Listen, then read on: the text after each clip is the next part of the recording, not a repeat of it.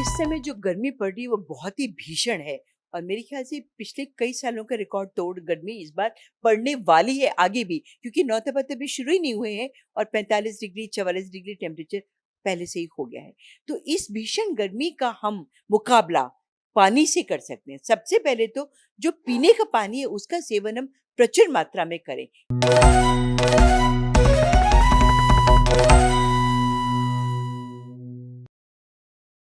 No फिकर के कार्यक्रम स्वास्थ्य की बात में आप सभी का स्वागत है। और आज हमारी पहली मेहमान है सिविल सर्जन डॉक्टर ज्योति चौहान मैडम से आज हम जानेंगे कि किस प्रकार चिकित्सा क्षेत्र में जो लोग परेशान हो रहे हैं, जिन्हें समस्या आ रही है, उस विषय में हम उनसे जानेंगे।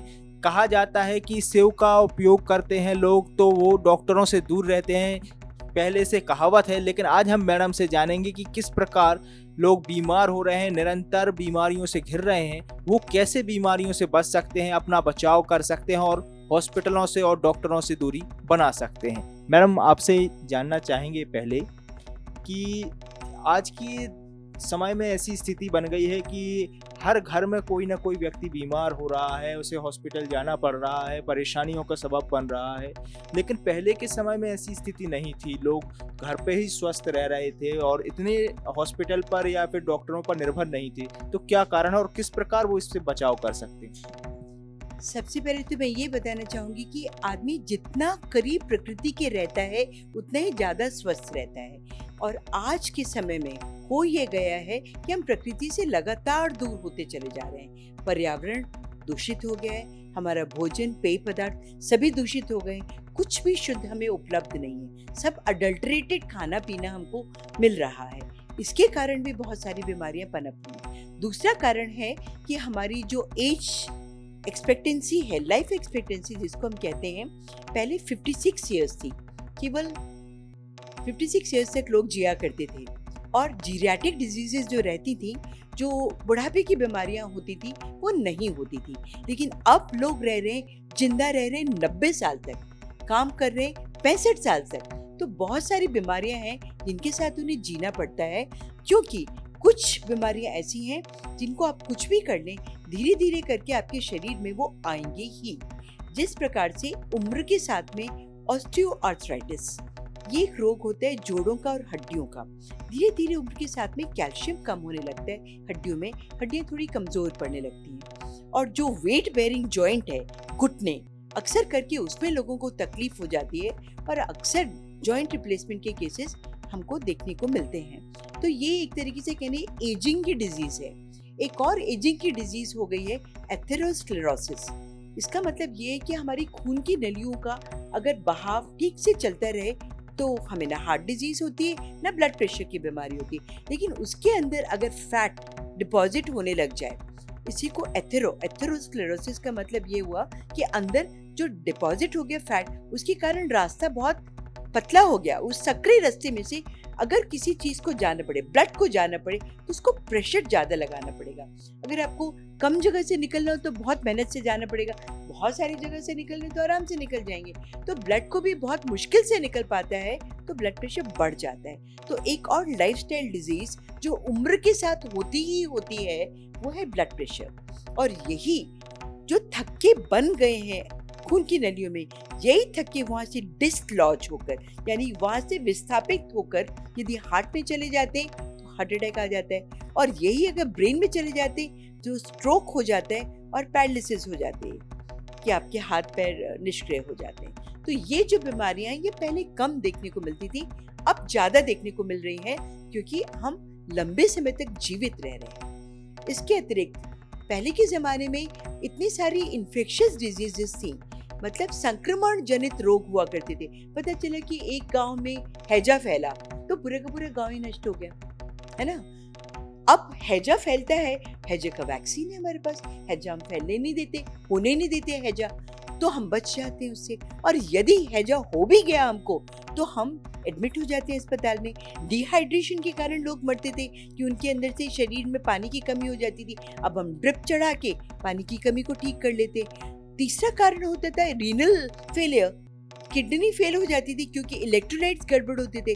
Main electrolyte sodium potassium, sodium potassium हम ब्लड टेस्ट करके मेजर कर लेते हैं, जितना कम या ज़्यादा होता है उसको मैनिपुलेट करके और बराबर कर देते हैं, तो वो भी प्रॉब्लम नहीं हो पाती। तो इस प्रकार से काफ़ी सारी प्रॉब्लम्स को हम इस समय पर सॉल्व कर लेते हैं जो पहले थी।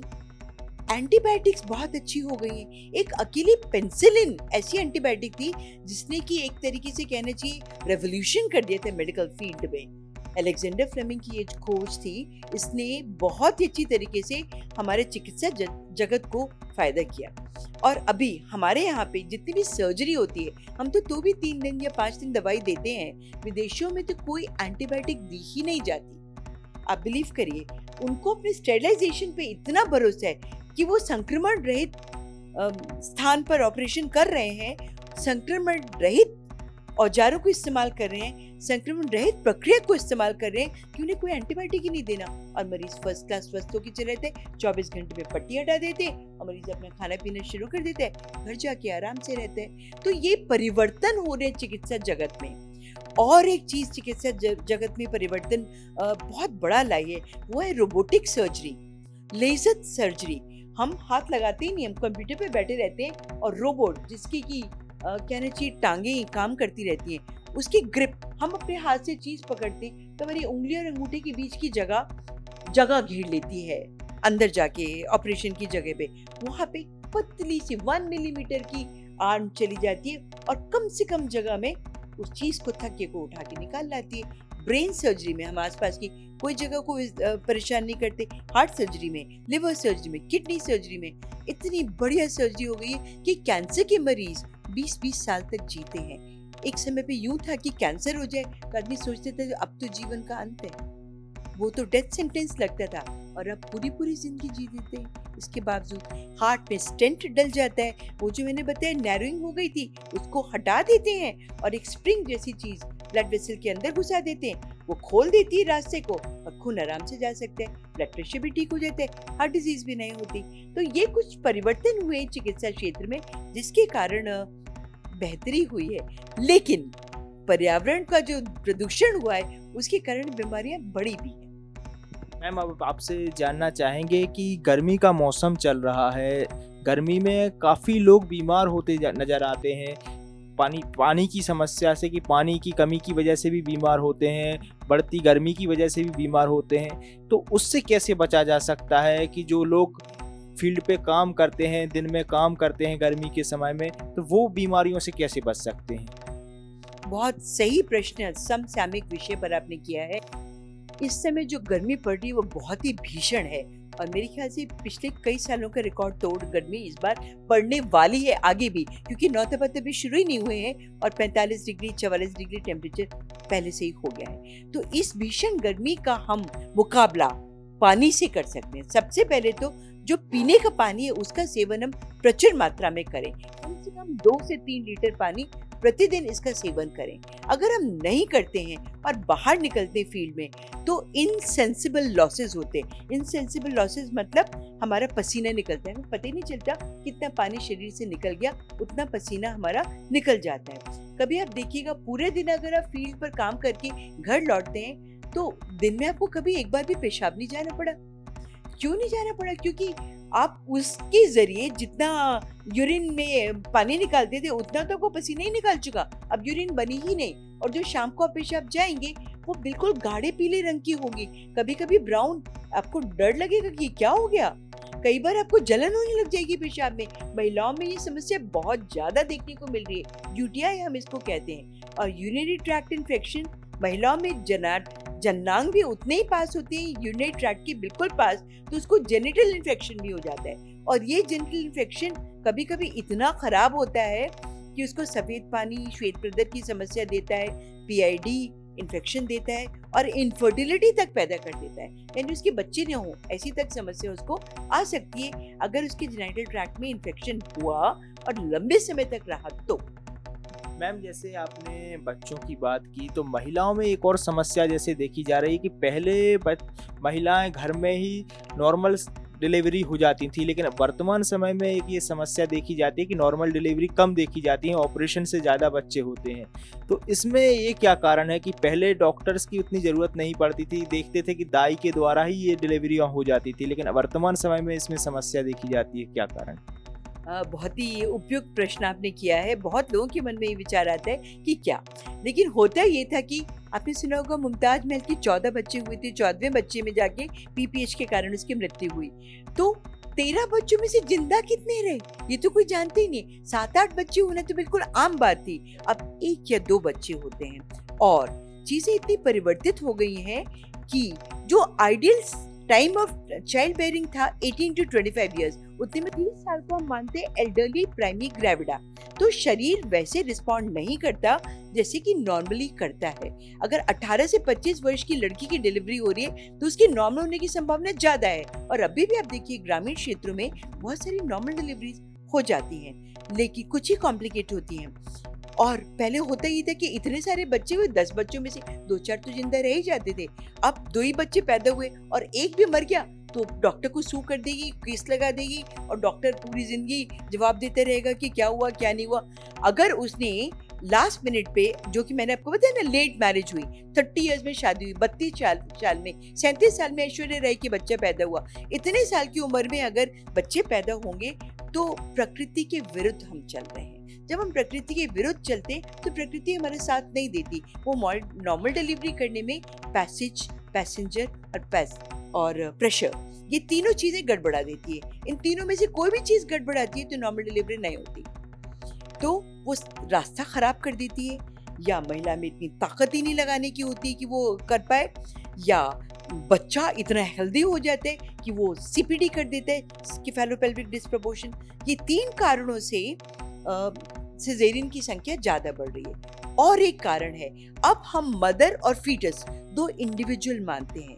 फीटस की मृत्यु को भी वही दर्जा मिला है जो किसी भी लाइफ को मिलता है। यानी पेट के अंदर बच्चा भी अगर समाप्त होता है ना, तो वो वैसे ही वैसे केस कर सकती है कि आपने एक जान ले ली टाइप। तो ये बहुत ही खतरनाक स्थिति बन गई है।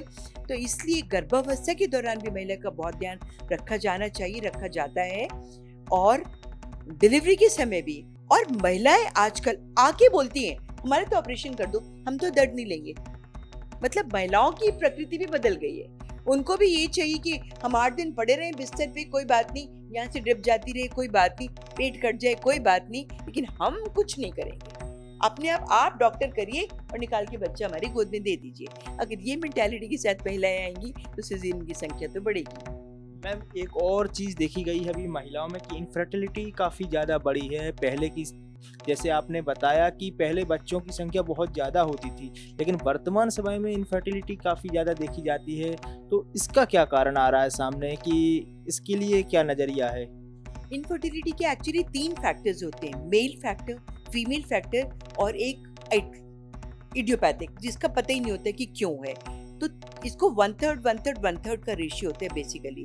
मेल फैक्टर्स की हम यूजुअली बात नहीं करते आजकल, क्योंकि मेल आते ही नहीं, खाली फीमेल आती है। इनके बच्चे नहीं हो रहे, अरे इनके बच्चे इसलिए नहीं हो रहे कि हो सकता है प्रॉब्लम मेल में हो, लेकिन मेल को वो लाते ही नहीं है, कभी पिक्चर भी नहीं लाते हैं। तो आधे टाइम तो ये प्रॉब्लम छूट जाती है। दूसरा, जैसे मैंने आपको बोला कि जैसे जैसे आदमी की एज बढ़ती है, ओवेरियन रिजर्व कम हो जाता है। ओवरीज में एक महिला जब पैदा होती है तो जितने ओवम लेके वो पैदा होती है एट बर्थ, पूरी जिंदगी उतने ही रहते हैं, एक भी न बढ़ता है, घटते जरूर जाते हैं। हर माह एक घटेगा, क्योंकि एक ओवम उसमें से मेच्योर होएगा और वो ओवरी के बाहर निकल आएगा, और वही अगर फर्टिलाइज होता है तो प्रेगनेंसी होती, नहीं होता तो नहीं होती। एक तो ये कारण है कि हम इतनी ज्यादा उम्र में शादी कर रहे होते कि ओवेरियन रिजर्व पहले से ही कम हो जाता है। ये एक कारण हो गया है, एनोवुलेटरी साइकिल्स हो जाती हैं। दूसरा, एक और बीमारी आजकल देखने को मिलती है, पीसीओडी, पॉलिसिस्टिक ओवरी डिजीज।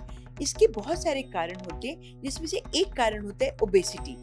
खा खा के मोटी हो जाती हैं लड़कियां। क्या खाती है? पिज्जा, बर्गर, बाहर का खाना। उनको घर का खाना कभी नहीं चाहिए होता है। और मदर फादर भी क्या करते हैं, अच्छा तुम्हारे बहुत अच्छे नंबर है, चलो ट्रीट पे चलते हैं फलाने रेस्टोरेंट में, जो वो ऑर्डर करेगी उसकी पसंद का खाना खाएंगे। वो तो ऑर्डर करेगी फास्ट फूड।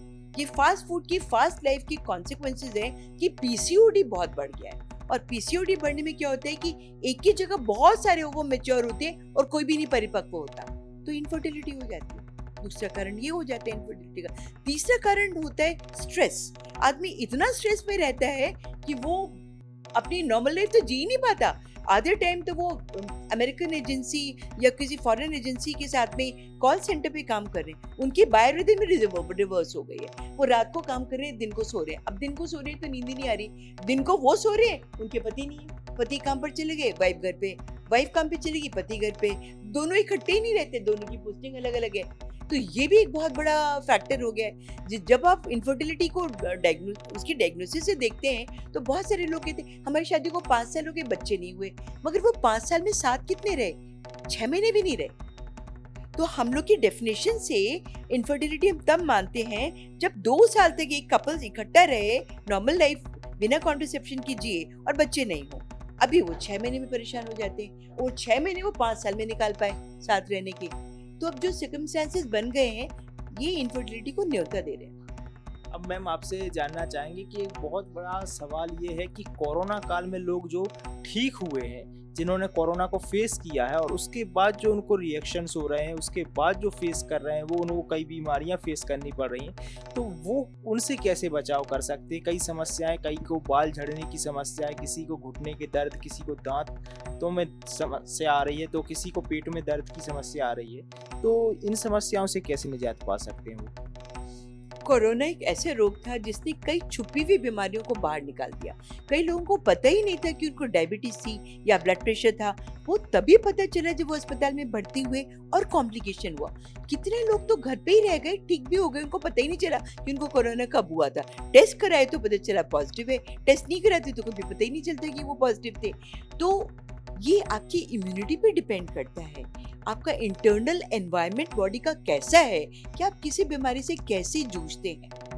ये सही है कि कोमॉर्बिडिटी यानी कोई अन्य बीमारी अगर आपके पास है कोरोना के अतिरिक्त, यानी किसी भी कारण से आपकी इम्यूनिटी घटी हुई है, बढ़ती उम्र के कारण है या विटामिन सी की कमी के कारण है या विटामिन डी की कमी के कारण है या कोई अन्य आपका कार्डियक एलिमेंट है या डायबिटीज है, ये जो मैंने 5 चीजों के नाम लिए हैं ये बहुत बड़ा फैक्टर है कोविड के बाद की सीक्वली प्रोड्यूस करने के लिए। कोविड के बाद जो चीजें हो रही हैं, हार्ट लंग की प्रॉब्लम लोगों को आ रही है और जो जनरलाइज आपने बॉडी में बताई छोटी छोटी चीजें आ रही हैं, वो इसलिए आ रही हैं कि पहले से ही उनका शरीर थोड़ा कमजोर था और इस वायरस ने आके उसे और झकझोर दिया, तो करेला और नीम चढ़ा हो जाता है और इसलिए वो चीजें जो पहले दिख भी नहीं रही थी अब फ्लेयर अप होके सामने आ रही। मैम अब आपसे लास्ट क्वेश्चन कि जैसे आप यहाँ पे सिविल सर्जन है सागर जिला चिकित्सालय में, तो सागर जिला चिकित्सालय में अभी मेला भी चल रहा है, लोगों को इसके बारे में जानकारी मिल रही है और लोग यहाँ पे आ रहे हैं, परीक्षण करा रहे हैं, निःशुल्क लोगों डॉक्टरों से मिल रहे हैं, संपर्क में आ रहे हैं। तो इस मेले का क्या उद्देश्य है और इसको किस प्रकार से आप आगे बढ़ा रही हैं? इस मेले का मेन उद्देश्य तो ये है कि जिन लोगों को अपनी बीमारी को ना पता हो वो अपनी बीमारी को पता कर लें। तो हम एक स्पेशली एनसीडी क्लिनिक रन करते हैं जिसमें हम डायबिटीज, हाइपरटेंशन, ये 2 छुपे हुए ऐसे शत्रु होते हैं जिनका हमें पता ही नहीं चलता जब तक कि हम टेस्ट नहीं कराएं। तो वो टेस्ट हम करते हैं इनके, मतलब हेल्दी लोग भी अपना आके ये सब करवाएंगे तो उनको ये बीमारियों का पता चल जाएगा।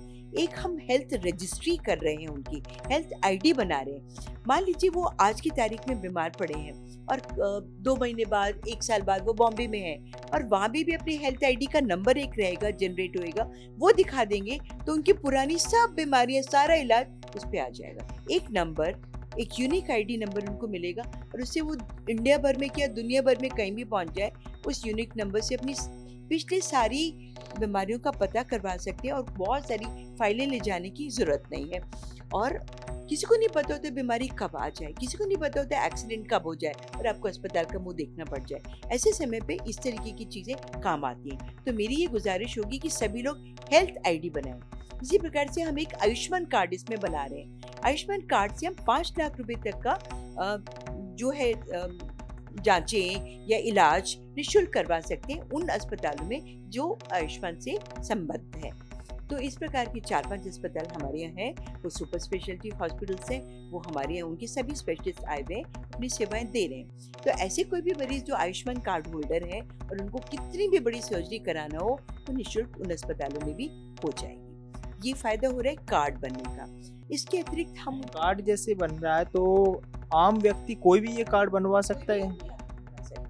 अगर वो पात्र है तो आयुष्मान कार्ड बनेगा, और जनरल आदमी आयुष्मान के लिए पात्र नहीं है लेकिन हेल्थ आईडी तो उसकी भी बन जाएगी, सबकी बन जाएगी। मेरे विचार से तो आपको ये प्रोपेगेंडा इस बात का करना चाहिए कि हेल्थ आईडी सभी लोग बनवा लें।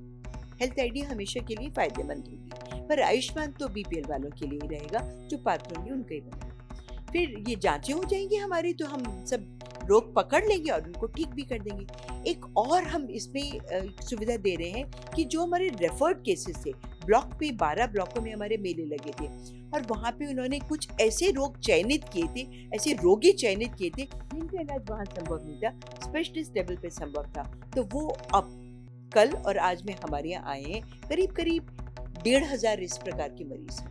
तो वो 1,500 मरीजों में से कुछ को हम जिला स्तर पर लाभ दिला देंगे, कुछ को मेडिकल कॉलेज स्तर पर दिला देंगे, और यहाँ से न हो पाएगा तो यहाँ बस भोपाल से भी टीम आई है जो उनको ठीक कर देगी। मैम, हमारे कार्यक्रम के लिए समय निकालने के लिए धन्यवाद। हमारे साथ थी सिविल सर्जन डॉक्टर ज्योति चौहान मैडम, जिन्होंने कई ऐसे विषयों पर बात की जो कि आम लोग जिन बीमारियों से निजात पाना चाहते हैं या अपने आसपास लोगों को इस बीमारियों से घिरा देखते हैं, तो आप जान सकते हैं कि मैम ने किस प्रकार हमें उस बीमारियों के बारे में बताया और कैसे उनसे उपाय किया जा सकता है, उस विषय में भी जानकारी दी।